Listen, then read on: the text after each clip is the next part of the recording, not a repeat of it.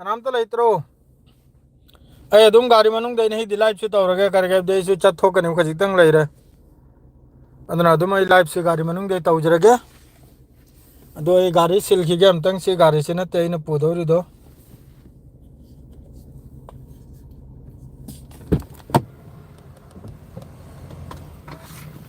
मामले नुमदांग ओइरे अय करिगुम पोचे गिरा ले होरे ब्रसिता त्रे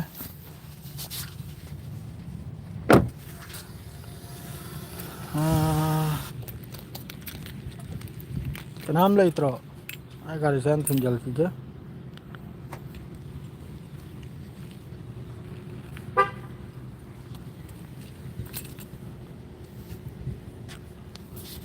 I'm pudodo si garis ini. Kau lang kaya mi arum nam tu yang kike. Start to हम दो कराइन है.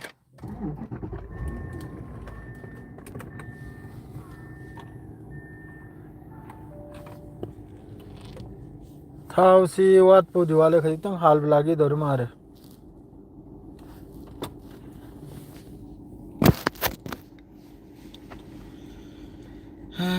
था उसे खरू वाले. ini mak cembanu ngairo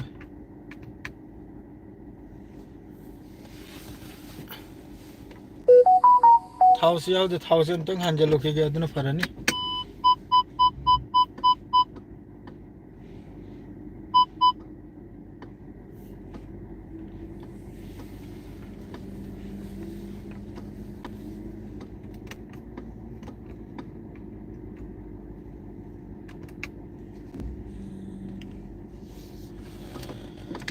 अदो मम सुमम लो नहीं से लाइव लाग पसे नुंगारो रोय अदो हायरम गायने ने लाक्चरी से थाव से तुंगदा हालबनो फरने मारे अखोई की गाड़ी ले से दई गाड़ी दनो गाय फम दो खगे अदो ग तुंगदा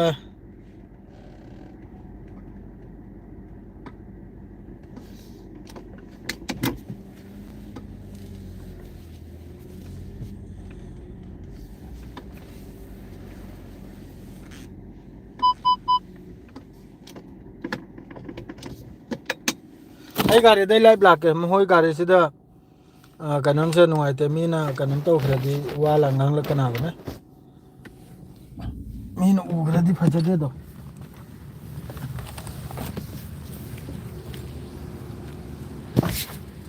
सी संसद है दुनी में हम खंगबियो हम से एम से दे हो जिला इना बा ले फमफम सुलै पथा फम सुलै मैं हम के खंगी ब्राने से मफम से जो दong फजा खर मफम नि संसद के अनाम तो मैसेज करा रखे दृश्य करेगी ना लोई ना कह दो ना खरम ना मैसेज वाला मखे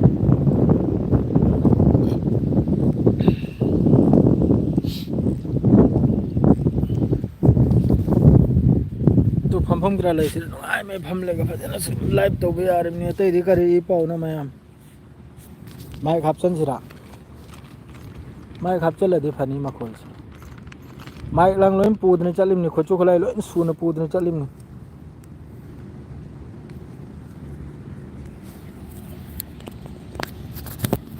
सिरे हपचल करम नि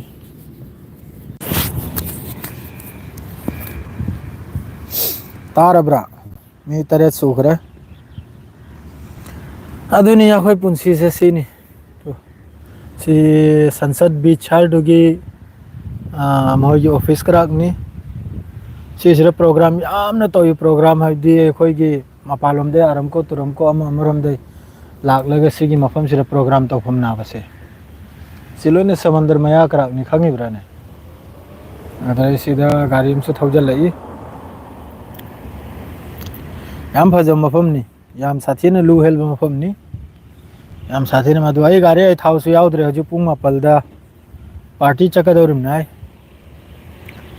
नहीं इमानबम सु सुती चली मादु थिलगाइन तौबा दु यारो नुंगाइरो करिगाइदि ꯅꯨꯡꯉꯥꯏꯔꯣꯏ ꯍꯥꯏꯕꯅꯕꯨ ꯑꯗꯨꯝ ꯆꯠꯅ ꯋꯥꯔꯤ ꯁꯥꯒꯦꯁꯦ ꯑꯗꯩ ꯃꯇꯝ ꯃꯌꯥꯝ ꯑꯃ ꯂꯩꯔꯤ ꯍꯥꯏꯕ ꯅꯨꯡꯉꯥꯏꯔꯔꯣꯏ ꯍꯥꯏꯕꯗꯤ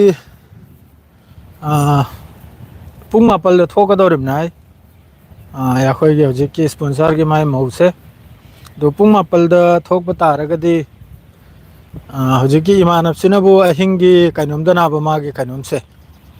ꯑꯩꯈꯣꯏꯒꯤ ꯐ꯭ꯂꯥꯏꯠꯁꯦ ꯑꯍꯤꯡꯒꯤ ꯄꯨꯡ 1:30ꯗ ꯑꯗꯨꯗ ꯐ꯭ꯂꯥꯏꯠ ꯅꯥꯕ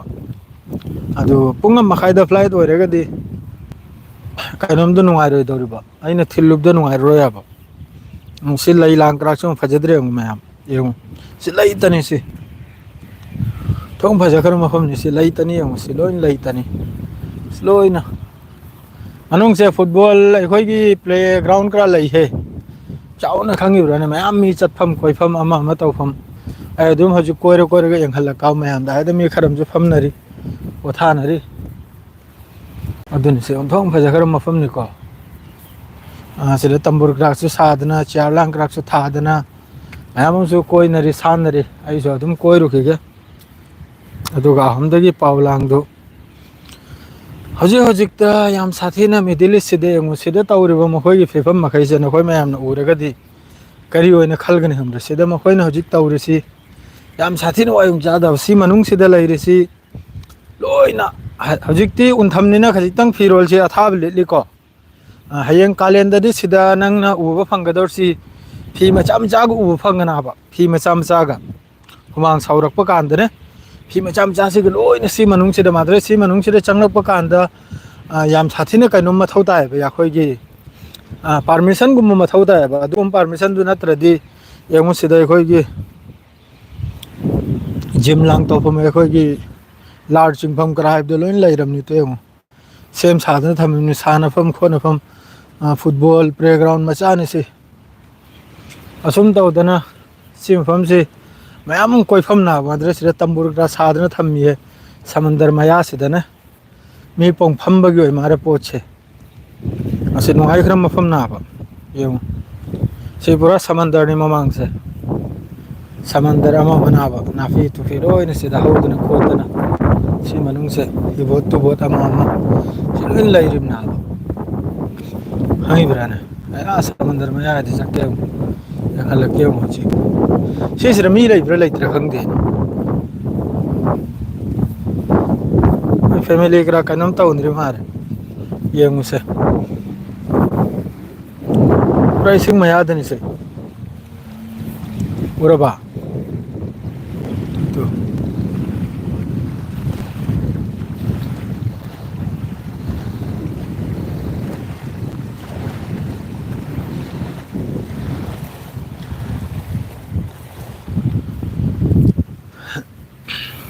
ꯑꯗꯨꯅꯤ ꯏꯆꯤꯟ ꯏꯅꯥꯎꯁꯤꯡ ꯑꯗꯨ ꯑꯩꯁꯨ ꯑꯗꯨꯝ ꯁꯤꯗ ꯀꯣꯏꯆꯠ ꯆꯠꯇꯅ ꯑꯗꯨꯝ ꯃꯌꯥꯝꯒ ꯈꯔꯒꯗꯤ ꯑꯩꯅ ꯑꯩꯁꯦ ꯐꯖꯅ ꯂꯥꯏꯐ ꯁꯦꯚꯔ ꯂꯣꯏ ꯂꯥꯛꯀꯦ ꯍꯥꯏꯅ ꯈꯜꯂꯝꯕꯅꯦ ꯑꯗꯣ ꯍꯧꯖꯤꯛꯀꯤ ꯇꯧꯔꯤꯕ ꯐꯤꯕꯝꯁꯤꯅ ꯁꯃꯨꯗ꯭ꯔ ꯃꯌꯥꯁꯤ ꯅꯨꯡꯉꯥꯏ ꯐꯝꯕꯁꯦ ꯏꯁꯁꯤꯗꯤ ꯃꯣꯠ ꯃꯥꯔꯦꯅꯦ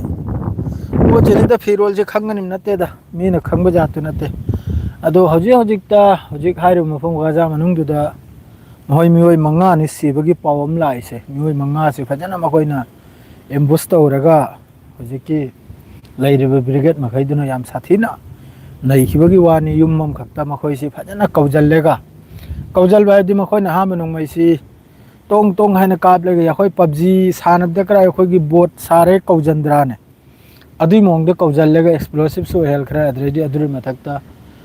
ꯒ꯭ꯔꯦꯅꯦꯠꯁꯨ ꯂꯪꯁꯤꯟꯈꯤꯕꯅꯦ ꯍꯥꯏ ꯈꯪꯉꯤꯕ꯭ꯔꯥꯅꯦ ꯑꯁꯨꯝ ꯇꯧꯗꯅ ꯌꯥꯝ ꯁꯥꯊꯤꯅ ꯌꯥꯝ ꯆꯥꯎꯅ ꯂꯥꯟꯁꯦ ꯇꯧꯈ꯭ꯔꯦ ꯑꯗꯣ ꯑꯩ ꯆꯠꯂꯦ ꯃꯐꯝꯁꯦ ꯌꯦꯡꯍꯜꯂꯛꯀꯦ ꯅꯍꯩꯒꯤꯗꯤ ꯑꯗꯨꯝ ꯃꯐꯝꯁꯤ ꯃꯌꯥꯝ ꯑꯗꯨꯝ ꯈꯔ ꯌꯦꯡꯁꯤꯟꯕꯤꯌꯨ ꯈꯪꯉꯤꯕ꯭ꯔꯥ ꯅꯠꯇ꯭ꯔ ꯁꯤꯅꯕꯨ ꯑꯩꯈꯣꯏꯒꯤ ꯇꯝꯕꯣꯔꯁꯤꯗꯁꯨ ꯃꯤ ꯂꯩꯅꯔꯤꯕꯅꯤꯀꯣ ꯁꯤꯅꯕꯨ ꯅꯨꯡꯗꯥꯡ ꯄꯣꯊꯥꯕ ꯂꯩꯔꯤꯗꯅ ꯃꯇꯩ ꯃꯅꯥꯎ ꯅꯧꯅ ꯈꯔ ꯍꯣꯡꯂꯛꯄ ꯀꯥꯡꯕꯨꯗꯣ ꯑꯗꯨ ꯁꯤꯗ ꯁꯩꯇꯥꯟꯒꯤ ꯊꯕꯛ ꯇꯧꯔꯤꯕꯅꯤ ꯁꯦꯡꯅ ꯍꯥꯏꯕꯗ ꯑꯗꯨ ꯁꯤ ꯃꯅꯨꯡꯁꯤ ꯌꯥꯝ ꯆꯥꯎꯈ꯭ꯔꯕ ꯑꯦꯔꯤꯌꯥꯅꯤ ꯁꯤꯒꯤꯁꯦ ꯌꯥꯝ ꯁꯥꯊꯤꯟ ꯆꯥꯎꯈ꯭ꯔꯕ ꯑꯦꯔꯤꯌꯥꯅꯤ ꯑꯗꯨꯝ ꯌꯦꯡꯍꯧ ꯁꯤ ꯑꯩꯈꯣꯏꯒꯤ ꯅꯤꯡꯊꯧ ꯑꯃꯈꯛꯀꯤ ꯃꯥꯒꯤ ꯀꯩꯅꯣꯝꯅꯤ ꯍꯥꯏꯕ ꯃꯥꯒꯤ ꯐꯥꯝꯅꯦ ꯐꯥꯔꯝ ꯍꯥꯎꯁ ꯍꯥꯏꯅ ꯂꯩꯇ꯭ꯔꯣ ꯑꯗꯨꯒꯨꯝꯕꯒꯤ ꯃꯑꯣꯡꯅꯦꯕ ꯁꯤꯒꯤꯁꯦ ꯑꯗꯨꯒꯨꯝꯕ ꯐꯥꯔꯝ ꯍꯥꯎꯁꯇꯨꯗꯒꯤ ꯁꯤ ꯑꯩꯈꯣꯏꯒꯤ ꯑꯣꯟꯊꯣꯛꯈꯤꯕꯅꯦꯕ ꯑꯣꯟꯊꯣꯛꯈꯤꯗꯅ ꯑꯗꯨꯗꯩꯗꯤ ꯌꯨꯝꯁꯦ ꯃꯆꯥꯁꯦ ꯁꯥꯔꯒ ꯑꯗꯨꯒ ꯑꯩꯈꯣꯏꯒꯤ ꯅꯧꯅ ꯍꯣꯡꯂꯛꯄ ꯃꯇꯩ ꯃꯅꯥꯎ ꯑꯗꯨꯒꯨꯝꯕ ꯀꯩꯅꯣꯝꯗ ꯄꯤꯊꯣꯛꯈꯤꯕꯅꯦꯕ ꯈꯪꯉꯤꯕ꯭ꯔꯥꯅꯦ ꯑꯗꯨꯒꯨꯝꯕ ꯅꯧꯅ ꯑꯩꯈꯣꯏꯒꯤ ꯍꯅꯤꯃꯨꯟ ꯍꯥꯏꯅ ꯈꯔ ꯂꯩꯇ꯭ꯔꯥꯅꯦ ꯑꯗꯨꯒꯨꯝꯕꯗ ꯄꯤꯊꯣꯛꯈꯤꯕꯅꯦꯕ ꯁꯤ ꯃꯈꯩꯁꯦ ꯄꯤꯊꯣꯛꯈꯤꯗꯅ ꯃꯈꯣꯏ ꯃꯈꯩꯗꯨꯅ ꯃꯥꯗ꯭ꯔꯦꯗꯤ ꯕꯔꯥ ꯇꯨꯔꯥ ꯂꯧꯔꯒ ꯈꯪꯉꯤꯕ꯭ꯔꯥꯅꯦ ꯕꯔꯥ ꯇꯨꯔꯥ ꯂꯧꯔꯒ ꯅꯣꯡꯃꯒꯤ ꯃꯥꯗ꯭ꯔꯦꯗꯤ ꯅꯤꯅꯤꯒꯤ ꯑꯗꯨꯝ ꯇꯧꯔꯒ ꯅꯣꯡꯃꯒꯤ ꯅꯤꯅꯤꯒꯤ ꯕꯔꯥ ꯇꯥꯏꯞꯇ ꯂꯧꯔꯒ ꯑꯗꯨꯒ ꯃꯈꯣꯏ ꯃꯈꯩꯗꯨ ꯁꯤꯗ ꯀꯩꯅꯣꯝ ꯇꯧꯔꯤꯕꯅ ꯏꯟꯖꯣꯏ ꯇꯧꯔꯤꯕꯅꯦꯕ ꯈꯪꯉꯤꯕ꯭ꯔꯥꯅꯦ ꯏꯟꯖꯣꯏ ꯍꯥꯏꯕꯗꯤ ꯁꯩꯗꯥꯟꯒꯤ ꯂꯝꯕꯤꯗꯣ ꯇꯧꯔꯤꯕꯅꯤ ꯁꯦꯡꯅ ꯑꯗꯨ ꯃꯌꯥꯝ ꯑꯗꯨꯝ ꯒ꯭ꯌꯥꯟ ꯇꯥꯅꯔꯣ अदो खक्तनी इधर रास्ता है ना निकलने का अदो सिदा सूरी मगैसी याखो इंडियन मचा अदरेदी बांग्लादेशी मचा अदुगुम मचा ngantana बसिदा सूरी से अदुगुम मचा ngantani अदो हजे नुंदांग जिलसु सिदा लाइट कुंबम सु सेम न हौरी मखोय तौनरी से हाय ब्राना सोम दसु तु सेम न सु दना माल फोरके मथक कादन खोतन तौरी नुंगाइदि नुंगाइ मफमनि हे कोई साल होगी मादो आइगिसु खजितंग फखरे हक्सांगसे खजितंग पुक लांगसे पोंफल लाखलिसे सुम चप्पसे याम साथिन काना यापा अदरे सोमदना वो प्लेग्राउंड लेरे नहाम हैगी सानफमनि से नहाम हैगी अखोइगी थराक यालबी अमा मसी सानफमनि अदरे सोमदना फुटबॉल प्लेग्राउंड निसी मनुंग से नबु सी अदुम तौदने यम सी नहाम हैगी सानफमनि याम अदुम खंगु नहीं दि लाइफ से खर सांगल लगे आई चत्रे हम दसो चकन समंदर में आ दसो जहाज करा लैरी दो अदर सोई चलक का बे हलके इदोम खक्तने यम चिक चिकी अदुना आई सिदा सी मफम से चही मा हेन सुरम में आपा थबक ने चही में हेन सुरम इसी मफम सिदा अदो चही दो कम चखे खंगहो दे सेंग हाइदा याम साथीना वाना करे दुसुम इचक चिक मफम से अखोइदि हाइनदे अदुना याम साथीना वाना सुरम में गइसु सिदा चखरिमनि मपोगी दमागे थाउना निंगाइ मिओइ दो आदा फासी खिदना ना इंडिया द मैसेज से कइनो लाक्ते लोइन येंगनो लाइनरि ब्लरिनो ना हो इबि आद्रिब्रा जाम ओइरिब्रा चप इब्रा नेट तो करिनो तंगि हाइबिरा उदना आई वाखल याम नुंगाइतन है करिगा द इमानब याम साथेन तिन्नबे इमानबनि चागलु ओमदत चामिनरिबनि खंगिब्राने ना सिरमदाइना मिंगसु चप माने अदुना है सुति चलिमनि अदु आई सि फजना मोंद सरप्राइज ओइना पी गाइना फजना लेइबना सिरे सनारै जों क्या फजरमनि क्या क्या चाउरियम सनारै में है सियम फजद्रा जो जो सनारै ngantani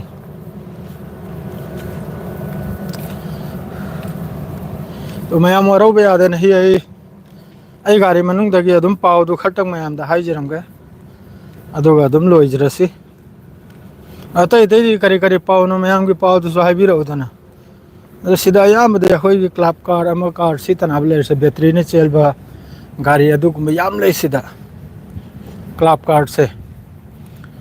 से याम साथिन लैको सिलोइना क्लब कार ngantani असे सिलोइना क्लब कार अखोइगी चार्ज तौरगा सी बैटरी ने चेलिमनि खंगेदाना सिलोइन बैटरी ने चेलिमना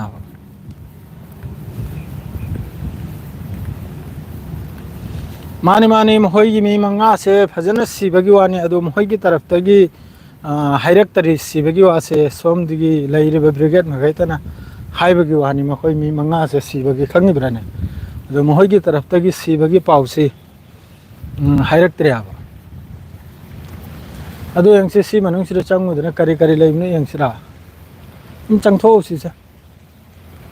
यंगुसी अदुना फानी फमफम कराकते लै हे चार का लै यंगसी मफम से फजदरे से हम इसन करा तार से हम लै करा फजदरा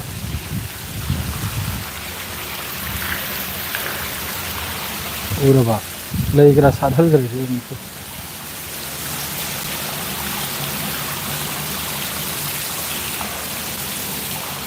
संसद मनुंग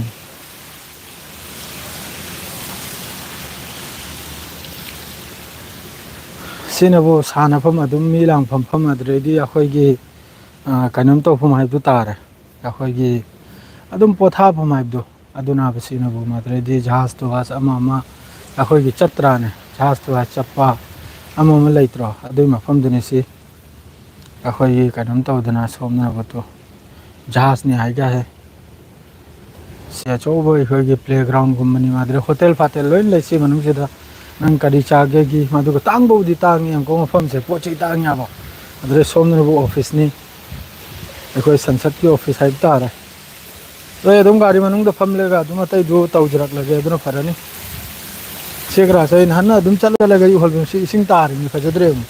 ꯃꯊꯛ ꯀꯥꯁꯦ ꯑꯃꯨꯛ ꯒꯨꯝꯕꯨꯁꯅꯤ ꯑꯗꯨꯅꯤ ꯑꯇꯩꯗꯤ ꯃꯌꯥꯝ ꯀꯔꯤ ꯀꯔꯤ ꯏ ꯄꯥꯎ ꯍꯥꯏꯕꯤꯔꯛꯂꯣ ꯑꯗꯨꯝ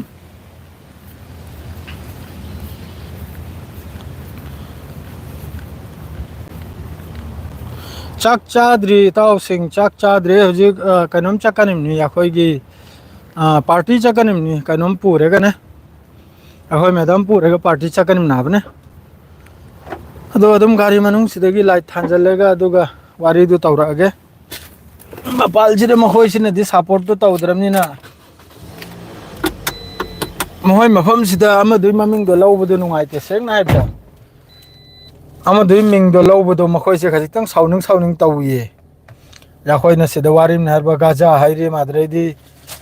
ꯐꯤꯂꯤꯁꯇꯤꯟ ꯍꯥꯏꯔꯤ ꯁꯨꯝ ꯃꯃꯤꯡ ꯃꯈꯩꯁꯦ ꯂꯧꯕꯁꯦ ꯃꯈꯣꯏ ꯃꯤ ꯃꯍꯩꯁꯤꯅ ꯇꯥꯔꯒꯅꯦ ꯈꯖꯤꯛꯇꯪ ꯅꯨꯡꯉꯥꯏꯇꯕꯒꯨꯝꯅ ꯇꯧꯋꯦꯕ ꯑꯗꯨꯅ ꯑꯩ ꯃꯈꯣꯏ ꯃꯃꯥꯡꯁꯤꯗ ꯑꯗꯨꯒꯨꯝꯕꯩ ꯃꯤꯡꯗꯣ ꯑꯩ ꯂꯧꯖꯔꯝꯗ꯭ꯔꯕꯅꯤ ꯁꯦꯡꯅ ꯍꯥꯏꯕꯗ ꯃꯈꯣꯏꯁꯤꯅꯗꯤ ꯉꯁꯥꯏꯒꯤ ꯁꯞꯄꯣꯔꯠꯇꯨ ꯇꯧꯗ꯭ꯔꯕꯅꯤꯅ ꯀꯔꯤꯝꯇ ꯇꯧꯕ ꯉꯝꯗ꯭ꯔꯕꯅꯤꯅ ꯃꯈꯣꯏ ꯃꯃꯥꯡꯁꯤꯗ ꯍꯧꯖꯤꯛꯀꯤ ꯒꯥꯖꯥ ꯍꯥꯏꯔꯣ ꯐꯤꯂꯤꯁꯇꯤꯟ ꯍꯥꯏꯔꯣ ꯏꯖ꯭ꯔꯥꯏꯜ ꯍꯥꯏꯔꯣ ꯁꯤꯒꯤ ꯃꯃꯤꯡ ꯂꯧꯕꯁꯦ ꯍꯦꯛꯇ ꯌꯦꯡꯂꯛꯄꯒꯨꯝ ꯇꯧꯋꯦꯕ ꯃꯃꯤꯠ ꯃꯈꯩꯁꯤꯅ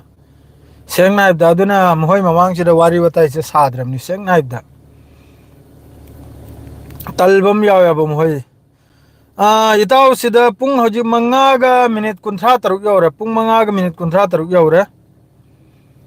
ꯑꯃꯁꯨ ꯂꯣꯀꯦꯁꯟ ꯊꯥꯖꯤꯜꯂꯛꯂꯦ ꯍꯧꯖꯤꯛ ꯆꯠꯄꯒꯤ ꯃꯐꯝꯗꯨꯒꯤ ꯂꯣꯀꯦꯁꯟꯅꯤ ꯑꯗꯨꯒ ꯚꯣꯏꯁ ꯃꯦꯁꯦꯖ ꯑꯃꯁꯨ ꯊꯥꯖꯤꯜꯂꯛꯂꯦ ꯊꯥꯖꯔꯛꯀꯅꯤ ꯃꯋꯥ ꯂꯧꯗꯦ ꯄꯨꯡ ꯀꯌꯥ ꯆꯠꯀꯗꯧꯔꯤꯅꯣ ꯍꯣꯔꯦꯜꯗꯅꯤ ꯃꯥꯅ ꯆꯠꯀꯗꯧꯔꯤꯗꯣ ꯋꯥꯠꯂꯤ ꯄꯨꯡ 5:53 ꯌꯧꯔꯦ ꯏꯇꯥꯎꯁꯤꯗ ꯑꯗꯣ ꯁꯤ ꯃꯐꯝꯁꯦ ꯍꯧꯖꯤꯛ ꯑꯩꯈꯣꯏꯅ ꯍꯥꯏꯔꯤꯕ ꯍꯧꯖꯤꯛ ꯃꯌꯥꯝꯗ ꯎꯍꯜꯈꯤꯕ ꯃꯐꯝꯁꯦ ꯁꯤ ꯑꯁꯜꯗꯗꯤ ꯃꯈꯣꯏꯒꯤ ꯐꯥꯔꯝ ꯍꯥꯎꯁ ꯍꯥꯏꯅ ꯂꯩꯇ꯭ꯔꯥꯅꯦ ꯑꯩꯈꯣꯏꯒꯤ ꯊꯥꯗ ꯍꯞꯇꯥꯗ ꯆꯍꯤꯗ ꯈꯔꯅꯤꯇꯪ ꯄꯣꯊꯥꯔꯨꯕ ꯍꯥꯏꯕꯗꯣ ꯑꯗꯨꯒꯨꯝꯕ ꯃꯐꯝꯅꯤꯁꯦ ꯑꯗꯨꯅ ꯑꯗꯨꯝ ꯄꯣꯊꯥꯗꯅ ꯃꯈꯣꯏ ꯃꯇꯩ ꯃꯅꯥꯎ ꯑꯣꯏꯔꯒꯅ ꯃꯇꯩ ꯃꯅꯥꯎ ꯃꯥꯗ꯭ꯔꯗꯤ ꯐꯦꯃꯤꯂꯤ ꯃꯆꯥ ꯃꯁꯨ ꯂꯩꯕ ꯑꯣꯏꯔꯒꯅ ꯐꯦꯃꯤꯂꯤ ꯄꯨꯟꯅ ꯂꯥꯛꯂꯒ ꯈꯔꯅꯤꯁꯤꯗ ꯄꯣꯊꯥꯕ ꯍꯞꯇꯥ ꯑꯃ 5ꯅꯤ 6ꯅꯤ ꯏꯟꯖꯣꯏ ꯇꯧꯕ ꯉꯝꯗ꯭ꯔꯦ ꯁꯃꯟꯗꯔ ꯃꯥꯏꯀꯩ ꯃꯔꯤ ꯁꯃꯟꯗꯔꯅꯤ ꯃꯥꯏꯀꯩ ꯃꯔꯤꯁꯤ ꯗꯤꯞ ꯃꯆꯥ ꯑꯃ ꯅꯥꯕ ꯑꯩꯈꯣꯏꯒꯤ ꯗꯤꯞ ꯃꯆꯥ ꯑꯃ ꯅꯥꯕ ꯊꯣꯟꯗꯣꯛꯈ꯭ꯔꯤꯕ ꯂꯩꯕꯥꯛ ꯊꯣꯟꯗꯣꯛꯈ꯭ꯔꯒ ꯁꯦꯝꯈ꯭ꯔꯤꯕꯅꯦꯕ ꯃꯁꯤꯗ ꯑꯗꯨꯝ ꯈꯔꯅ ꯏꯟꯖꯣꯏ ꯇꯧꯔꯝꯕ ꯑꯗꯨꯒ ꯍꯟꯅꯔꯤꯕꯅꯦꯕ ꯑꯗꯣ ꯍꯧꯖꯤꯛꯇ ꯀꯩꯅꯣꯝ ꯃꯅꯨꯡꯁꯤꯗꯁꯨ ꯄꯥꯀꯤꯁꯇꯥꯟ ꯃꯅꯨꯡꯁꯤꯗꯁꯨ ꯌꯥꯝ ꯁꯥꯊꯤꯅ ꯀꯩꯅꯣꯝꯁꯤꯒ ꯂꯥꯟꯁꯤ ꯇꯧꯅꯔꯤ ꯍꯧꯖꯤꯛꯇ ꯃꯥꯗꯣ ꯂꯥꯟꯁꯤ ꯍꯧꯖꯤꯛꯇꯤ ꯈꯖꯤꯛꯇꯪ ꯂꯦꯞꯇꯛ ꯇꯥꯔꯦꯀꯣ ꯅꯍꯥꯟ ꯅꯣꯡꯃꯗꯤ ꯐꯖꯅ ꯇꯥꯂꯤꯕꯥꯟꯒꯤ ꯇꯔꯞꯇ ꯆꯪꯁꯤꯟꯗꯅ ꯌꯥꯝ ꯁꯥꯊꯤꯅ ꯀꯞꯈꯥꯏ ꯊꯤꯡꯒꯥꯏꯗꯅ ꯇꯧꯈ꯭ꯔꯕꯅꯤ ꯃꯤ 19 ꯀꯨꯟꯂꯣꯝ ꯁꯤꯕꯒꯤ ꯋꯥꯅꯤ ꯑꯗꯨꯒꯤ ꯃꯃꯥꯡꯗ ꯄꯥꯀꯤꯁꯇꯥꯟꯅꯁꯨ ꯏꯌꯥꯔ ꯏꯁꯇ꯭ꯔꯥꯏꯛ ꯇꯧꯗꯅ ꯃꯌꯥꯝ ꯑꯃ ꯍꯠꯈ꯭ꯔꯦ ꯑꯗꯨꯒꯤ ꯃꯃꯥꯡꯗꯁꯨ ꯍꯧꯖꯤꯛꯀꯤ ꯂꯩꯔꯤꯕ ꯃꯈꯣꯏꯒꯤ TPP ꯍꯥꯏꯅ ꯃꯈꯣꯏꯒꯤ ꯒ꯭ꯔꯨꯞ ꯑꯃ ꯂꯩꯔꯤ ꯃꯈꯣꯏ ꯇꯥꯂꯤꯕꯥꯟ ꯀꯩꯅꯣꯝ ꯍꯥꯏ ꯑꯗꯨꯒꯤ ꯃꯃꯤꯡꯗꯣ ꯑꯗꯨꯅꯁꯨ ꯃꯃꯥꯡꯉꯩꯗ ꯄꯥꯀꯤꯁꯇꯥꯟꯒꯤ ꯃꯤ ꯈꯔ ꯍꯥꯠꯈꯤꯕꯒꯤ ꯄꯥꯎ ꯈꯔ ꯑꯃ ꯂꯩ ꯌꯥꯕ ꯑꯗꯨꯒꯤ ꯃꯇꯨꯡꯗ ꯄꯥꯀꯤꯁꯇꯥꯟꯅ ꯏꯌꯥꯔ ꯏꯁꯇ꯭ꯔꯥꯏꯛ ꯇꯧꯈ꯭ꯔꯤꯁꯦ ꯏꯌꯥꯔ ꯏꯁꯇ꯭ꯔꯥꯏꯛ ꯇꯧꯕꯁꯤꯗ ꯃꯤꯆꯝꯁꯦ ꯌꯥꯝꯅ ꯁꯤꯈ꯭ꯔꯦ ꯃꯤꯆꯝꯁꯦ ꯁꯤꯈ꯭ꯔꯦ ꯍꯥꯏꯕꯗꯤ ꯅꯨꯄꯤ ꯑꯉꯥꯡ ꯅꯍꯥꯁꯤ ꯌꯥꯝ ꯁꯥꯊꯤꯅ ꯁꯤꯈ꯭ꯔꯕ ꯑꯗꯩꯗꯤ ꯒꯖꯥ ꯃꯅꯨꯡꯗ ꯌꯥꯝꯅ ꯏꯝꯄꯣꯔꯇꯦꯟ ꯑꯣꯏꯕ ꯄꯥꯎ ꯑꯃ ꯉꯁꯥꯏ ꯂꯤꯛ ꯊꯧꯔꯦ ꯒꯖꯥ ꯃꯅꯨꯡꯗ ꯍꯧꯖꯤꯛꯀꯤ ꯀꯃꯜ ꯑꯗꯋꯥꯟ ꯍꯥꯏꯔꯤꯕ ꯍꯣꯁꯄꯤꯇꯥꯜꯗꯣ ꯑꯗꯨ ꯄꯨꯔꯥ ꯊꯤꯡꯈꯤꯕꯩ ꯋꯥꯅꯤ ꯑꯗꯨꯗꯒꯤ ꯗꯣꯛꯇꯔ ꯐꯥꯛꯇꯔ ꯂꯣꯏꯅ ꯐꯥꯗꯅ ꯄꯨꯈ꯭ꯔꯦ ꯑꯗꯨꯏ ꯃꯊꯛꯇ ꯄꯥꯎ ꯑꯃꯁꯨ ꯂꯥꯛꯏ ꯑꯗꯨꯒꯨꯝꯕ ꯍꯣꯁꯄꯤꯇꯥꯜꯗꯨ ꯃꯩ ꯊꯥꯗꯣꯛꯈꯤꯕꯒꯤ ꯄꯥꯎ ꯑꯃꯁꯨ ꯂꯥꯛꯂꯤ ꯀꯩꯅꯣꯝꯒꯤ ꯇꯔꯞꯇꯒꯤ IDFꯀꯤ ꯇꯔꯞꯇꯒꯤ ꯃꯩ ꯊꯥꯗꯣꯛꯂꯝꯕꯒꯤ ꯄꯥꯎ ꯑꯃꯁꯨ ꯂꯥꯛꯑꯦ ꯒꯖꯥ ꯃꯅꯨꯡꯗ ꯌꯥꯝ ꯅꯨꯡꯉꯥꯏꯇꯕ ꯀꯩꯅꯣꯝꯅꯤ ꯑꯗꯣ ꯒꯖꯥ ꯃꯅꯨꯡꯗ ꯍꯧꯖꯤꯛ ꯑꯦꯛꯇꯤꯚ ꯑꯣꯏꯔꯤꯁꯤ ꯍꯣꯁꯄꯤꯇꯥꯜ ꯑꯅꯤ ꯈꯛꯇꯅꯤ ꯑꯃꯅꯕꯨ ꯀꯃꯜ ꯑꯗꯋꯥꯟ ꯍꯥꯏꯔꯦ ꯑꯃꯅꯕꯨ ꯀꯩꯅꯣꯝ ꯍꯥꯏ ꯁꯤꯐꯥ ꯍꯥꯏꯕ꯭ꯔꯥ ꯀꯩꯅꯣꯝ ꯈꯛꯀ ꯂꯩ ꯑꯗꯣ ꯑꯅꯤꯃꯛꯇꯣ ꯍꯧꯖꯤꯛ ꯕꯟ ꯑꯣꯏꯈ꯭ꯔꯦ ꯏꯖ꯭ꯔꯥꯏꯜ ꯃꯅꯨꯡꯁꯤꯗ ꯑꯗꯣ ꯏꯖ꯭ꯔꯥꯏꯜꯅ ꯍꯧꯖꯤꯛ ꯇꯧꯔꯤꯁꯤꯅ ꯀꯩꯅꯣ ꯍꯥꯏꯕꯗ ꯗꯣꯅꯥꯜड ꯇ꯭ꯔꯝ ꯍꯥꯏꯔꯤꯕ ꯃꯤꯑꯣꯏꯁꯤꯅ ꯀꯩꯅꯣꯝꯁꯤ ꯄꯥꯏꯗ꯭ꯔꯤꯉꯩꯗ ꯃꯥꯏ ꯐꯝꯁꯤ ꯄꯥꯏꯗ꯭ꯔꯤꯉꯩꯗ ꯌꯥꯔꯤꯉꯩ ꯍꯥꯠꯍꯧꯔꯣꯁꯤꯅꯤ ꯐꯤꯂꯤꯁꯇꯤꯅꯤ ꯃꯈꯩꯁꯦ ꯌꯥꯔꯤꯃꯈꯩ ꯇꯧꯍꯧꯔꯣꯁꯤꯅꯤ ꯖꯦꯅꯣꯁꯥꯏꯠ ꯇꯧꯍꯧꯔꯣꯁꯤꯅꯤ ꯑꯗꯨꯅꯕ ꯍꯧꯖꯤꯛ ꯇꯧꯔꯤꯁꯦ ꯒꯖꯥ ꯃꯅꯨꯡꯗ IDF ꯃꯥꯗ꯭ꯔꯦꯗꯤ ꯏꯖ꯭ꯔꯥꯏꯜꯒꯤ ꯇꯔꯞꯇꯒꯤ ꯍꯧꯖꯤꯛ ꯇꯧꯔꯤꯁꯦ ꯁꯦꯡꯅ ꯍꯥꯏꯕꯗ ꯌꯥꯝ ꯁꯥꯊꯤꯅ ꯅꯨꯡꯉꯥꯏꯇꯕꯅꯤ ꯑꯁꯤ ꯍꯣꯁꯄꯤꯇꯥꯜ ꯐꯥꯎꯕ ꯃꯩ ꯊꯥꯗꯣꯛꯑꯕ ꯍꯣꯁꯄꯤꯇꯥꯜꯒꯤ ꯗꯣꯛꯇꯔ ꯐꯥꯛꯇꯔ ꯐꯥꯎ ꯂꯣꯏꯅ ꯍꯃꯥꯁꯅꯦ ꯍꯥꯏꯅ ꯄꯨꯗꯨꯅ ꯆꯠꯂꯒ ꯐꯥꯎꯕ ꯑꯁꯨꯛ ꯌꯥꯝꯈ꯭ꯔꯕ ꯀꯟꯇ꯭ꯔꯤ ꯂꯩꯔꯤꯕ kainom makhaisina wa mangang khidrise sisu mayam adum iyenga ba sisu adum mayam ne khandhabiu hajiteng wakhal makhai do kari phifam dona yakoi makhai ne lairi chaina kari phifam ne yakoi makhai ne tawra isaina adu hojik matamamda lan budi lep khidormni matamamda chahi chupa lan to ya bhande lep am dinai ra kadormni lep thibagi tungda wari nharba nahi nong manangi nong ai ya ne lairimni dunya se da allah na loim ko pariksha laurimni matamamda gaza asne lingkhalak pakanda gaza asne mapangal hojik su gaza lingi hojik su gaza manungda hojik su lairibe brigade makaya na lan se sothin tawbasida israel gi lan mi ko to ke am lan ngamda hojik su israel lan ngamda ba seng na habda kariga di nahi chahiye makhayani lan tawruk pakanda hojik phawa mana gaza manunga hai ma pura control to banam dri madre ja hojik aro hena gaza sida lairibe brigade makhaya na aro hena control taw khare aro hena mafam se mayam lawjal khara ba hojik ta makhoi makhutana makhoi na hoji explosive pura tawridu al jazeera gi kanom de lak pani ya khoi gi ai itaw sing ai message am tang pa khiroi ge message pa de to wari se lat li khangi brana adu sukyam na hoji al jazeera ge video ama madasu yengu mayam mi ani chenthok lega makhoi gi markaba teng adugi mathakta bom thamlam lega aduga explosive ohelimni engro adu adi makhoi gi power se makhoi gi himmat se adu su running habdi mi manung da phamming aida thogle ga makhoi du kape yarim na warim ne har seina adu mathwai du makhut ta hap ne chakharega adu ga chenjal khidna bom du asai gi kanum mathak dur thamlamurega adu ga explosive ohelimni engro adu adi makhoi himmat se adu hojik su makhoi lan ngamde seng na habda hojik su idf ki lan mi kaya ma lan si manung da makhoi na ceasefire si yam sathini yam thuno ohelbagi fifam am tawre aba kara di mohoi wara ba sutina idf se sutina wara ba hone bangam dre gaza manung se gaza se makhoi hone ba sunam nam dre gaza se filistin se makhoi subod honam nam dre adui mathakta hana active oiram badure hena hojik ne active oi khrimni hojik ne hena hojik na kariyoin khalle sidor mi aduna di ama kapla mega ama lela mega sir ga khalla ba makhoi ju kare abdi makhoi jin hande ngairam mana ba ate country sin mateng to bira kanira ama to bira kanira na do som da hojik lebanon su ceasefire oi khre iran su tuminna lai khre syria su som da magi sarkar do paijal lega magi syria mapum dum loja lega ma su tuminna lai khre adum tawdna lairiba islamic country ma khai loina tumina lai khraba mamang ida mayamum laurami ya khoina lairiba mom jinasu laurami israel na tawsi henjele na hojik ti loina machil tala thang khre loina country ma khai a to z hana di hafta khudingi islamic country mai mi phamdana khotana condemn tawdna tawrami ado hojik ti karim ta tawdraba aduna hojiga jai mi mai jina kari khalle sidor mi aduna di ama halame ga sire ga ne loina hojiki hana force te changnam dabdusu group te changnam dabdusu loina group te changna khulai paira bauji khulai pairam ni na hoji israel gi mathakta idf ki mathakta aro ene pesar si lag la ba aro ene lan se kalak la ba hoji ki phibam da hoji ki matam da aduni jnaw sing adu kari hairu ni lairiba country makai je loina khoi gi hair ga yamna mingchat ki ba thulnik pa haib do adro loina laikre adu yengna laire loina sengna ab song mi makai je loina kari haini ngai karim ta leite sira lairam ni upai leite gajik ichil sijo control taw mathau dai natra di masi am degi si cham thrak ba yarim ni makhoi na chali be lamjat makhoi na seli be fiset makhoi na tawriba khongchat lakchat se yeng ba yadram ni seng na habda pura western ni seng na habda pura makhoi je sonjal lawjal khramar aduni taw sing adu na hegi di sira loi jraga numdang su oiram ni nungai tra mamam ni na ado de mi su yamdre lairise ado swajira thamjrage assalamu alaikum